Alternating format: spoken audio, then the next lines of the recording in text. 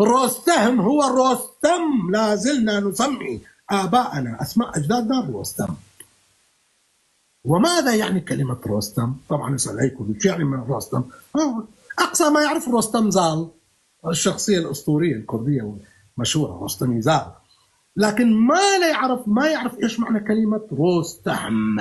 تأصيل الكلمة ما يعرف إيش معنى، لأنه ما يعرف بالوي. شنو معنى؟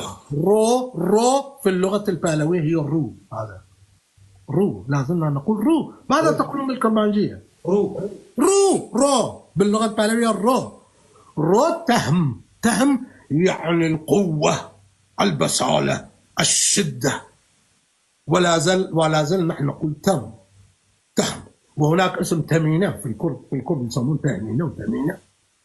رو يضيفوا له اس، مثل هو يعني جيد، يضيفون له اس عشان تندمج مع الكلمة فيصير رستم. هذا هو اسم القائد البارثي رستم، التي هي الرستم اليوم في الكردية.